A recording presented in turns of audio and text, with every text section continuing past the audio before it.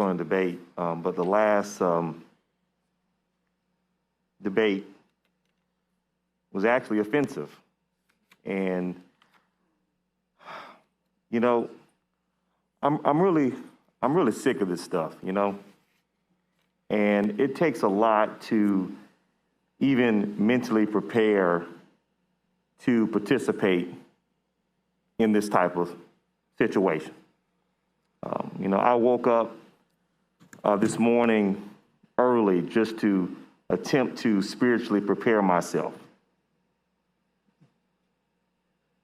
And so I hear about guilt and feeling a certain type of way, but you can only imagine how I feel just reading the bill.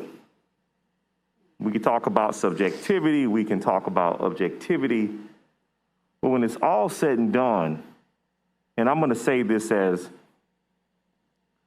professionally that I can, y'all have got to find another way to communicate to your base.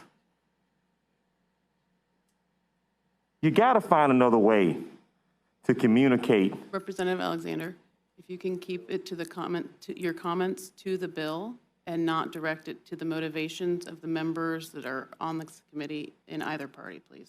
Thank you. Yes, Madam Chair, but I think the motivations is the reason why we're having the bill. I understand that that may be your belief and why you think it's motivations, but we are not speaking about motivations. We are speaking about the content of the bill, and we have done a very good job of staying on the content of the bill during the conversation today. So I would appreciate you trying to stay in that space as well. Thank you. Thank you, Madam Chair. And I did that for a reason, to show you exactly what's going to happen in our school system. So let's try this out, for example. Let's go to the classroom, and the teacher talks about and explains what happened in slavery. They go through the basic details, starting in 1619. They give some input about slavery, some basic textbook things. And then an inquisitive student raises their hand. They say, well, Madam Teacher, why did it happen? Why did slavery happen? And then they may even add, how did it happen? And then the teacher steps back, and now what does the teacher do?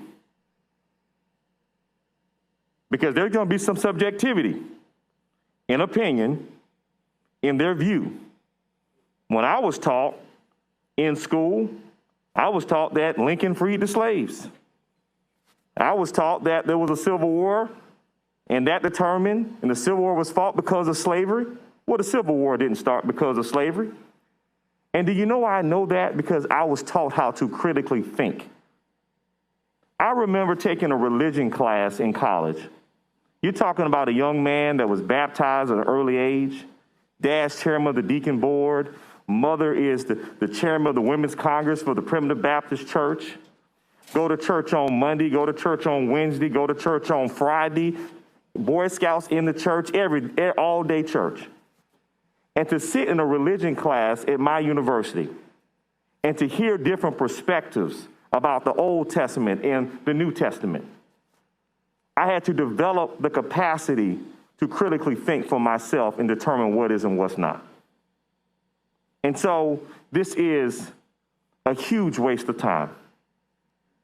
And I have to literally, and I'm going to debate the bill on the floor, but I have to literally, in the merits of the bill, but I have to literally ask myself, is this really worth it? You know, we have 29 physically constrained counties in Florida, and 28 of them vote the same way every single time. Think about it. People are struggling. They are living paycheck to paycheck. A lot of them don't have a paycheck. And so instead of addressing systemic poverty, instead of addressing all of these issues that impact people's quality of life, we are using these distraction tools because, you know what? If race didn't matter, if all these issues didn't matter, we wouldn't have this bill. If race didn't matter and this stuff didn't poll well to get people to come out and vote and cause a dadgum insurrection, we wouldn't have these type of bills.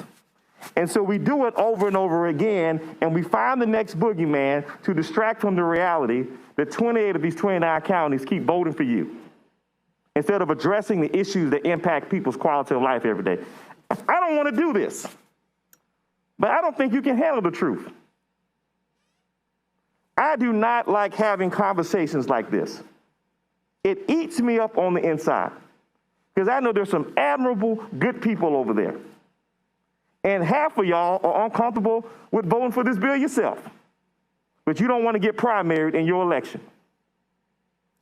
And so, I'm going to stop because maybe I am inappropriate right now, but I'm going to speak the truth. The last thing is for a representative to say that race doesn't matter. What ozone layer are you on? Representative Alexander, those comments are inappropriate. No, it's not inappropriate. Because his comments, please. Listen, his comments were inappropriate. Representative Alexander, please. But my question is, I'm going to stop here. Why didn't you stop him when he made his comments? His comments were just as offensive to me that my comments are to you. I'll stop. But this is Representative Alexander. No. We are done with debate. I'm going to stop. I'm going to stop. And I won't say anything. I'm going to end it here. And I respect you with the utmost respect. I'm going to stop. Let me say this.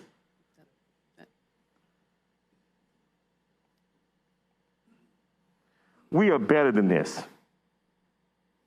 I love America with all my heart and soul. And in spite of everything that has happened in America, I'm here because I love this country. I went to the Florida American Legion Boys State Program.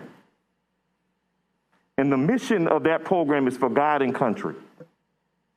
And every time I stand up and I say the Pledge of Allegiance, I do it with pride and I do it with dignity. Every time I sing the Star-Spangled Banner, I do it because I love our country. When I became a student senator at Florida A&M University, the first bill that I introduced as a student senator was to make sure that the American flag was posted in the student senate chamber and that we recited the Pledge of Allegiance. Because after my first two meetings, I realized that the student senate did not have the American flag posted in the student senate chamber. And we did not do the Pledge of Allegiance. So what I'm trying to tell you is that I'm not anti-American, but I am an American. And my voice matters just as much as your voice. My opinion matters just as much as your opinion. My reality matters just as much as your opinion. And you can't handle the truth.